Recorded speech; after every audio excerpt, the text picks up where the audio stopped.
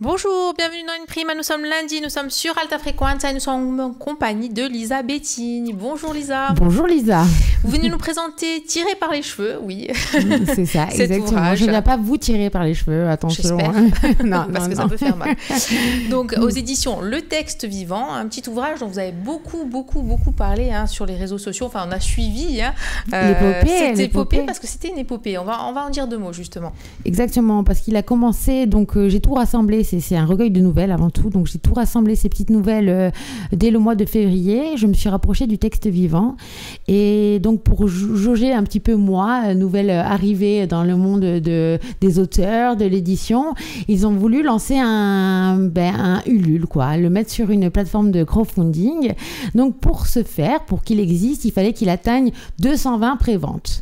Donc, il a fallu communiquer dessus, créer tout un univers, effectivement. Et vous avez bien communiqué parce que c'est vrai que vous avez fait un teasing de folie. Un teasing de folie parce que je vendais quelque chose aux gens qui ne pouvaient pas lire quand même, les pauvres. Donc, merci. Mais vous l'avez donné quand même quelques petits biscuits. Oui, quelques petits biscuits, effectivement. Et en 11 jours avant la fin de la cagnotte, qui durait 45, on avait les 220 préventes, même au-delà de ce chiffre-là. Donc, c'était parti. Un mois après, il était imprimé et j'ai pu le faire vivre en Corse, en avant-première. Je souhaitais vraiment faire ça parce que déjà, il est rose. Je pense qu'il a accompagné plein de gens à la plage cet été. Il est girly aussi.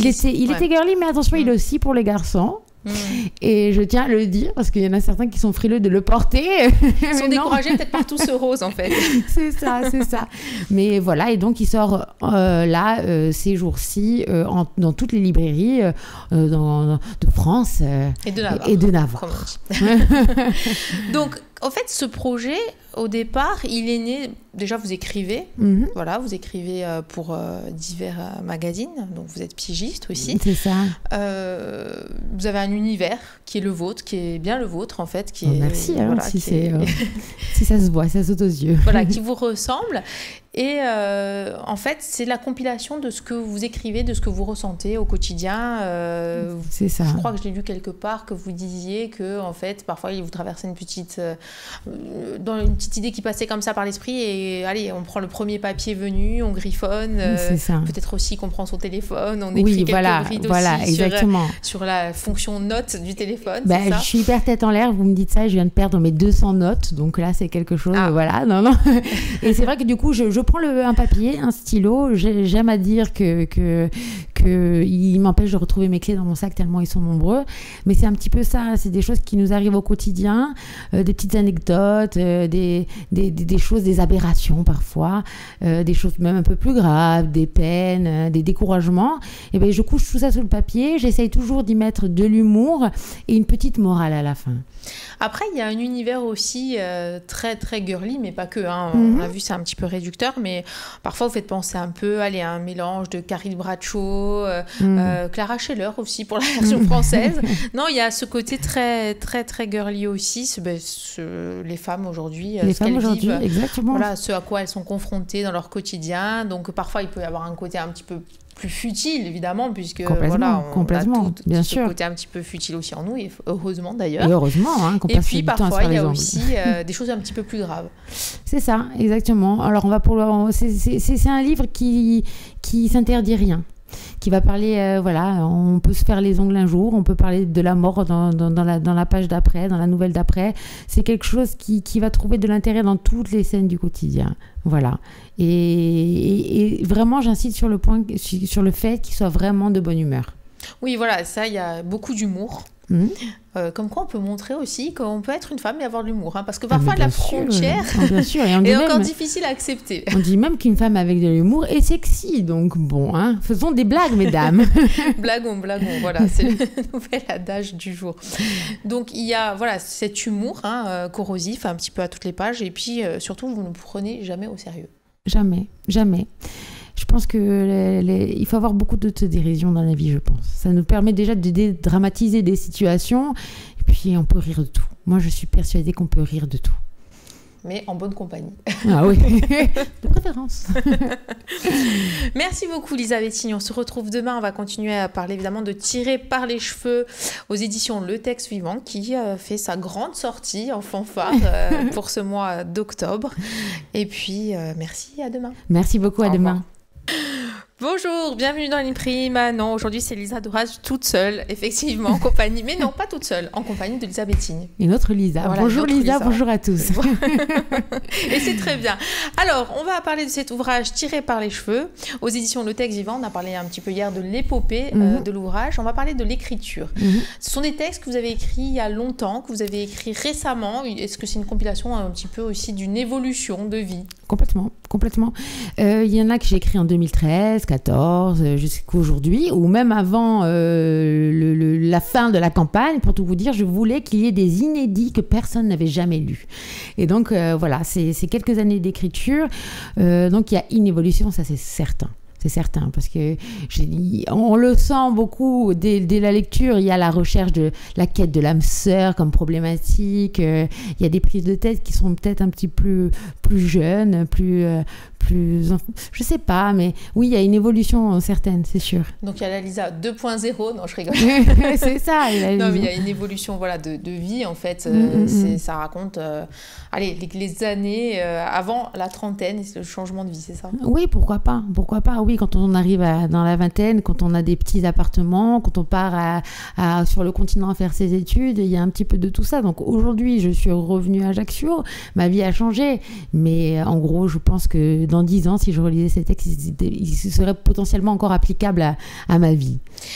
Il y a ce côté touche à tout aussi, parce que vous êtes quelqu'un qui aimait multiplier un petit peu les expériences, et puis vous avez eu beaucoup d'expériences dans des domaines divers et variés, et ça aussi on le ressent. Ouais, j'adore faire le cumul de choses. D'ailleurs, je m'éparpille, c'est un enfer. Non, je plaisante, mais c'est vrai. Voilà, j'aime beaucoup faire plein de choses.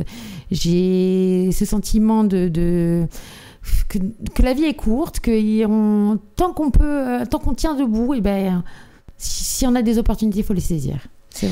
C'est un petit peu aussi cette génération, notre génération, je m'englobe encore, même si j'ai passé la trentaine. Mais cette génération aussi qui aujourd'hui est un petit peu peut-être plus touche à tout que les générations précédentes, puisque en fait, finalement, on s'aperçoit qu'on peut toucher à divers domaines, qu'on a des technologies qui font aussi qu'on peut s'essayer dans le domaine artistique à plein de choses. Complètement, exactement. On a Internet qui nous permet une visibilité déjà plus grande, qui nous permet de nous former à des choses et de faire du blogging quand on est journaliste, de ça aussi, voilà, de rencontrer des gens qui nous permettent de faire des ouvrages, et puis tout s'enchaîne. Et c'est vrai qu'aujourd'hui, on peut faire plein de choses. Surtout, moi, je parle d'un univers que je connais, ce sont les médias. Donc, quand on est journaliste et quand on aime faire, on a même intérêt à s'ouvrir. Justement, cet ouvrage s'est passé du blog au papier. Quel est l'intérêt de passer du blog au papier? Parce que le papier, on dit que l'ère du papier est terminée depuis longtemps, que finalement c'est Internet, c'est les formats numériques, etc. Pourquoi aujourd'hui, finalement, faire l'inverse, c'est-à-dire passer du format numérique au papier? D'accord. En fait, moi, j'adore tout ce qui est papier, touché. Je trouve que c'est un charme particulier qui ne se perdra pas.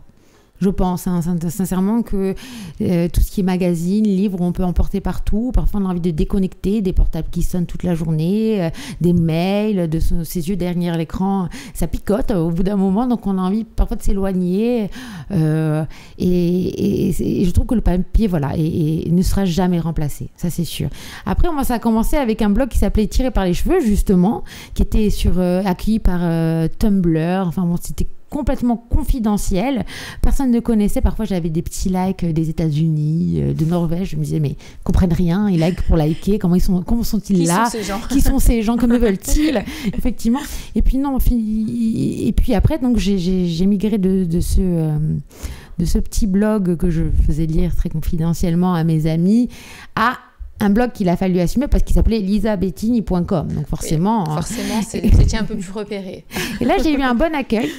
j'ai eu un bon accueil, j'ai eu du flux sur ce blog et donc j'ai tout fermé du jour au lendemain et je me suis dit quel est le but de l'écriture dans ma vie? Ça serait de faire un livre un jour, c'est mon rêve, c'est possible, donc allons-y. Merci beaucoup Lisa Bettini, on se retrouve demain mercredi en votre compagnie, tiré par les cheveux, donc le texte de cet ouvrage publié aux éditions Le Texte Vivant. Merci, à demain. Bonjour, bienvenue dans l'Imprime, nous sommes mercredi, nous sommes sur Alta Frequenza, toujours en compagnie de Lisa Bettini. Bonjour Lisa. Bonjour à tous. Pour cet ouvrage tiré par les cheveux aux éditions Le Texte Vivant, cet ouvrage magnifique, girly, rose. C'est ma cousine, pas que. Très beau parce qu'on le voit peut-être à la caméra. Oui, c'est bon, on le voit, impeccable. Il a une très très jolie couverture. Ben merci, c'est ma cousine qui est donc artiste, graphiste, designer, comme on dit maintenant, dans les métiers, qui habite à Los Angeles, qui m'a fait la couverture. Je voulais que ce soit elle, depuis le début, qui la fasse. Alors il y a plein de petits symboles cachés, il faut voir, il y a un verre, il y a un gâteau, il y a un cœur, mais il n'y a pas que ça. Et donc je vous invite à chercher les petits symboles. Allez, cherchez les symboles. Si vous avez trouvé, Lisa. Vous nous appelez, vous nous dites ce que vous avez trouvé. Justement, on parlait de blog. Il y a eu une génération, il y a toujours une génération de blogueuses. Alors, il y a les célibatantes, les blogs j'ai 35 ans, etc. Les blogs aussi très sympas d'une doctorante, alors je ne sais plus le titre, avec son chat. Voilà, une agréable compagnie. Exactement, qui raconte elle aussi finalement un petit peu son quotidien. Elle fait une thèse, elle a des soucis de cœur, elle cherche à rentrer dans le monde du travail, etc. Et il y a énormément de gens qui les suivent. C'est pas des blogs de mode, on connaît les blogs de mode, on connaît les blogs de maquillage, etc. qui sont aussi suivis. Mais justement, ces blogs qui racontent des tranches de vie, aujourd'hui c'est impressionnant, ils sont énormément suivis. Comment vous pouvez expliquer ce phénomène? Alors, on a l'impression qu'une blogueuse c'est notre copine. Elle s'adresse à nous simplement, elle est comme nous, elle a des défauts, c'est pas un mannequin, on la retrouve pas en couverture de Elle, et donc on lui fait confiance. Ça serait la bonne copine, elle est toujours bienveillante avec ses lecteurs généralement, et voilà, c'est quelqu'un qu'on aime bien avoir dans son cercle, je pense. Alors, aujourd'hui, évidemment aussi, il y en a qui ont fait finalement leur carrière aussi avec ces blogs. Bon, on le sait, dans le domaine de la mode, parfois, elles ont même plus d'importance finalement que les magazines féminins, etc., sur les tendances, etc. C'est la proximité, finalement, aujourd'hui, le maître mot. Même lorsqu'on écrit un ouvrage, finalement, c'est la proximité, c'est-à-dire les échanges qu'il peut y avoir avec les gens qui achètent l'ouvrage, qui le lisent, les retours aussi. C'est très important, les retours. C'est très important. Effectivement, il y a le système de commentaires dans les blogs, ce qui est, on peut savoir ce que les gens pensent d'un produit. Je pense pour les marques qui est intéressant, pensent de leur manière d'écriture, de leur style, etc. Donc il y a une véritable interaction avec ces gens qui lancent des blogs. Pour moi, personnellement, le retour de Tiré par les cheveux a été très, très important. Je suis quelqu'un d'assez sensible. J'avoue que j'ai serré les dents durant toute la campagne quand il a fallu vendre le produit. Et après, il est arrivé pour de vrai. Donc, vous l'avez acheté, vous m'avez encouragé. Merci beaucoup, mais maintenant, vous allez le juger. Donc, allez-y, je vous en prie, je serai prête à écouter tout ce que vous allez me dire. C'est globalement comme je l'ai présenté. Et à ce moment-là, les retours ont été positifs. Alors là, j'en ai pris plein mon petit cœur. Je suis ravie. Et ce qu'on m'a dit, c'est qu'avant tout, il y a une bienveillance de la part de cet ouvrage. J'étais partie du constat en l'écrivant que les gens me disaient dans mon entourage qu'ils n'avaient plus le temps ni la patience de lire un livre. Le soir, ils étaient trop fatigués, que c'était beaucoup plus facile de se mettre devant une série au final. Et bien là, c'est un petit peu un livre qui se lit tout seul. Et puis qui peut se lire finalement, j'allais pas dire, le mot est peut-être mal choisi, mais on le prend, on dit tiens, je vais lire une thématique, et puis on peut le reprendre 2 jours après. On n'a pas oublié ce qu'on a lu la veille. Voilà. Mais en fait, voilà, il peut se lire de manière indépendante. Bien sûr. Ça peut se lire à la plage, ça peut se lire à Complètement. la maison. Ça peut se lire dans les transports en commun pour ceux qui prennent les transports en commun. C'était le choix finalement de ce format de petite chronique. Bien sûr. Alors pourtant, les éditeurs ont été formels. Les nouvelles, ça ne se vend pas, ça ne marche pas. Il faut d'abord être connu. C'est ce qui se dit beaucoup dans le milieu. Voilà, oui, c'est clair. Exactement. Voilà, il faut déjà être connu, on va dire, pour faire des nouvelles. C'est des livres d'entre-deux, peut-être entre deux romans certaines fois. Et je me suis dit, mais on verra bien. Peut-être qu'aujourd'hui, on a envie de plus de chicken littérature. On appelle ça des choses consommables rapidement, un petit peu girly, un petit peu fun, on va dire. Les nouvelles étaient adaptées à ce genre. Il fallait tenter, mais c'était quand même risqué. Mais c'est vrai qu'effectivement, on peut prendre une nouvelle, la lire assez rapidement, rester un petit peu dans sa appréhension et reprendre une autre le lendemain, la reprendre si on n'a pas tout compris, certaines références, comme ma grand-mère ne comprend pas toutes les références, c'est pour ça que je dis ça, coucou mamie. Mais il fallait penser au lexique à la fin. C'est ça. Mais c'est un premier ouvrage, là maintenant peut-être que dans le deuxième je mettrai un lexique. Un petit lexique. PNL, qui est-ce LOL. C'est ça. Qu'est-ce que ça veut dire? Merci beaucoup Elisabethine, on se retrouve demain pour notre avant-dernière émission sur Alta Frequenza en votre compagnie. À demain. Merci, au revoir. Bonjour, bienvenue dans l'Imprime pour cette avant-dernière émission de la semaine sur Alta Frequenza, toujours en compagnie de Elisabethine. Bonjour Lisa. Bonjour Lisa, bonjour à tous. Quel générique qui met de bonne humeur, Lisa. Sincèrement. C'est sportif, je trouve, comme générique. Ah ouais. Ça donne envie de faire de la gym. Allons-y, faites tous de la gym sur le générique de Lisa. Bon, ce n'est pas le propos du jour, puisqu'on va parler évidemment de cet ouvrage tiré par les cheveux. Aux éditions Le Texte Vivant, sortie nationale. Hein, ça y est. Ça y est. Je ne sais pas si on dit dans les bacs, non. Pour un livre, non, on ne dit pas dans les bacs, mais en tout cas, c'est dans les rayons. Voilà. Dans les rayons, dans les librairies. Il a sa place initiale, parce qu'il s'est retrouvé cet été dans des instituts de beauté, dans des paillotes. Alors oui, là maintenant, il est dans une librairie. Moi, il a voyagé. Il a vu du pays. Il aime beaucoup la plage. On va revenir justement au contenu de cet ouvrage, donc des chroniques. Alors, ce qui est rigolo aussi, c'est que finalement, c'est très décomplexé. C'est-à-dire... c'est du 3e degré. Finalement, on peut être une femme maladroite. Oui, bien sûr. On peut être... on n'est pas parfaite, voilà. On n'est pas parfaite. On s'assume tel quel. Et on s'assume. Effectivement, être maladroite n'est pas un péché mortel. Et Dieu merci, parce que je ne serais plus là. Mais c'est vrai que, oui, on assume tout dans ce livre. Parfois, mes copines me disent « Mais tu as osé écrire ça ?» J'ai dit, mais attendez l'ouvrage numéro 2, on parle même d'autres choses, des choses plus crues encore. C'est pas grave, voilà, on est maladroite, on fait des petites erreurs, on en rigole. Exactement. Surtout que parfois encore, sur les femmes, il y a finalement cette obligation presque de perfection, puisqu'on en demande beaucoup, c'est vrai aux femmes, on en demande beaucoup. Il faut être sportive, musclée, bonne cuisinière, c'est ça. Wonder Woman au travail, etc. Mais vous dites, écoutez, on fait ce qu'on peut. C'est ça. On fait ce qu'on peut, et puis là, on pose un petit peu l'envers du décor de ces choses-là. Oui, des fois, on ouvre des boîtes de conserve, on n'a pas le temps de faire à manger, parce qu'effectivement, on est des femmes très actives, et puis on a le droit de ne pas forcément avoir envie d'avoir des enfants, ou alors d'aimer très fort les nôtres. C'est vraiment, on a tous les droits dans ce livre. Exactement. Est-ce qu'on dirait que vous êtes féministe ? Oui, non, un peu. Oui, mais alors j'enlèverai pas mon soutien-gorge pour aller brandir le poing sur un parvis en Russie, pas du tout. Mais la condition des femmes, évidemment, m'intéresse. Oui, bien sûr. Et puis, on l'a vu, c'est le quotidien féminin, la famille. Finalement, tout ce qu'on vit, le travail, la quête de l'âme sœur aussi, c'est important aussi. Ah, mais bien sûr, parce que notre existence est tournée sur quoi quand même ? Être à deux, partager des choses.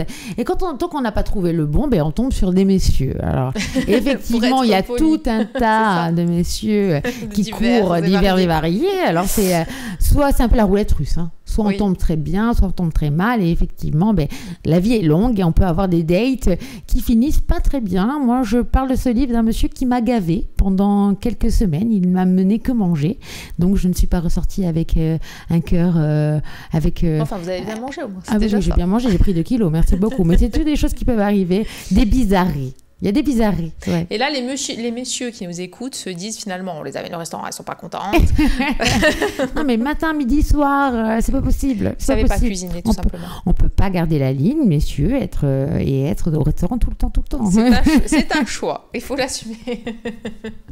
Donc, on l'a vu, beaucoup d'humour, beaucoup de recul finalement. Et puis, il y aura donc une suite. Oui, il y a une suite qui est déjà prévue. Il y a des choses... j'ai voulu du coup aller dans plus profond de ces choses qui nous vexaient, qui nous contrariaient, qui nous complexaient, et de les tourner en dérision et de ressortir que le positif. Exactement. Et puis, j'imagine que ça sera sous le même format, c'est-à-dire des petites chroniques. Des petites chroniques, des petites nouvelles. Après, du coup, en fait, ce livre-là, il m'a quand même octroyé un coup de projecteur parce que justement, la com a fait que des maisons d'édition connues se sont intéressées à moi. Et donc, m'ont proposé des choses. Et ça, c'était la plus belle des victoires. Ouais. J'imagine. Donc, vous êtes aujourd'hui en cours d'écriture. Est-ce que vous avez déjà finalisé un certain nombre de choses ? J'ai des choses qui vont sortir très rapidement. C'est des choses complètement différentes que j'ai travaillé avec des avocats ou des autres journalistes sur Paris. Et ce sera complètement différent, mais tout aussi, je l'espère, intéressant.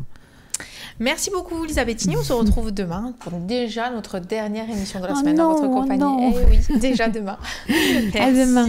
Au revoir. Bonjour, bienvenue dans Imprime pour cette dernière émission de la semaine en compagnie de Lisa Bettini. Bonjour Lisa. Bonjour Lisa, bonjour à tous. Alors, je rappelle évidemment que l'ensemble des émissions est disponible sur le www.alta-frequenza.co, en vidéo et en podcast en compagnie de Lisa pour cet ouvrage tiré par les cheveux, donc aux éditions Le Texte Vivant qui est sorti. Ça y est, il est là, il est tout frais. Oui, il est tout frais. Je pense que vous l'avez déjà vu pas mal de fois cet été et même avant l'été, mais voilà, ça y est, il est enfin en librairie. Les réseaux sociaux, en tout cas, ça marche beaucoup. Les réseaux sociaux, alors... ah oui, non, mais ça marche bien. Alors moi, j'adore en plus poster des photos, même un petit peu trop de photos, n'hésitez pas à me le dire. Mais c'est vrai que les réseaux sociaux sont un moyen très, très rapide de cibler les gens, de leur parler et qui nous répondent. Et c'est vrai que la campagne a été faite quasiment que par réseaux sociaux, on va dire. Enfin, ou en tout cas, beaucoup, même si j'ai eu quelques articles presse, c'est vrai que les réseaux sociaux, c'est pareil que le blog. C'est un domaine interactif où on a l'impression de tous se connaître et d'interagir ensemble. Oui, parce que finalement, les gens ont réagi sur les textes que vous aviez déjà un petit peu distillés justement en amont de la sortie de l'ouvrage. Ils ont réagi sur la couve, ils ont partagé. Véritablement, ça crée une ambiance assez particulière maintenant autour de la sortie d'un ouvrage, puisque souvent ils existent avant leur sortie sur les réseaux sociaux, les gens les attendent. C'est ça. Puis après, évidemment, il y a la sortie. Et justement, quels ont été les retours pour la première sortie en Corse, puisque déjà il y a eu une première sortie en Corse. En Corse, exactement. Quels ont été les contacts que vous avez eus justement après avec les gens qui ont acheté cet ouvrage ? Alors effectivement, on l'a fait en teasing, donc on l'a mis sur les réseaux sociaux, on pouvait le précommander. Donc il y a eu tout ce moment de latence avant l'impression, où il a fallu dire aux gens, non mais vous inquiétez pas, c'est pas une arnaque, il arrive vraiment. C'est rigolo, je recevais plein de messages. Bon, il arrive quand alors ? Puis les gens sont impatients quand même. Impatients parce qu'on a mis un mois et demi, on a essayé de faire au plus vite. Et puis au final, quand les gens l'ont reçu, que ce soit dans l'emboîte aux lettres ou se le sont procurés, ils m'ont fait un petit message avec eux en photo, ou alors le livre à la plage, le livre à côté d'une bière, le livre à côté du chat. Et donc en fait, dès qu'ils l'ont reçu, ils ont fait une petite photo. Ça m'a fait hyper chaud au cœur. Et après, ils l'ont pris comme leur ami de l'été. Alors ça, super surprise. Voilà. Il y en a même qui l'ont baladé à travers toute la Corse, qui m'ont pris des photos. Un peu comme ce petit nain de jardin dans Amélie Poulain. Il y en a qui l'ont pris partout avec eux. C'est ça. Et puis, finalement, il y a aussi un retour intéressant, c'est celui des hommes. Parce qu'on l'a dit, c'est girly, c'est rose, c'est acidulé, etc. Et il y a les hommes qui le lisent aussi. Et bien alors, sûr. Qu'est-ce qu'ils y comprennent, les hommes ? Bien sûr. Alors, au début, ils le prennent soit à leur femme, soit oui, non, elle était... Au début, j'avais plein d'excuses. Non, mais elle était allée se baigner à ce moment-là. Oui, donc voilà, j'avais rien à lire, etc. Et il y en a qui l'avaient commandé, effectivement. Et le retour des hommes est comme celui des femmes. Vraiment, il n'y a pas de divergence. Peut-être que les femmes oui, bien sûr, parce que je suis une fille, je parle à la première personne, donc forcément, c'est plus facile. Mais les hommes rigolent aussi. rigolent. Aussi. Ouais. Et peut-être que ça leur apprend des choses sur les femmes, finalement. Ben, pourquoi pas, exactement. Après tout. Après tout, certainement même. Qu'est-ce qu'ils doivent se dire en lisant cet ouvrage? Parce qu'on l'a dit, il y a des choses qui sont, moi je dirais pas crues quand même, mais vous pouvez aller loin. Oui, voilà, je me suis rien interdit, effectivement, et donc ils doivent se dire, mon Dieu, oh là là, peut-être, hein, oh là là, les filles, eh ben, quand même, hein, derrière leur vernis, eh ben oui, ben, on a le vernis écaillé parfois, ça nous ennuie, c'est pas grave, mais voilà, c'est un petit peu l'envers du décor. Donc, désolé les filles, hein, si je vends la mèche, hein, certaines fois, mais bon, on n'est pas toutes comme moi non plus, hein. Attention. Hein. Est-ce qu'il y a une part peut-être aussi d'autocensure, parce que parfois... vous avez en plus une image médiatique aussi, puisque vous êtes chroniqueuse sur France 3 Corse via Astel, puis vous travaillez pour divers médias, etc. Parfois, il est difficile, justement, quand on a une image médiatique, de se dire, bon, allez, j'y vais, je balance tout. Bien sûr. Alors, tout premier bloc était beaucoup plus cru. Beaucoup plus cru. Il se permettait vraiment tout, des allusions très... même pas des allusions, on racontait vraiment dans le détail. Mais effectivement, le côté livre m'a fait écrémer certains textes, mon discours.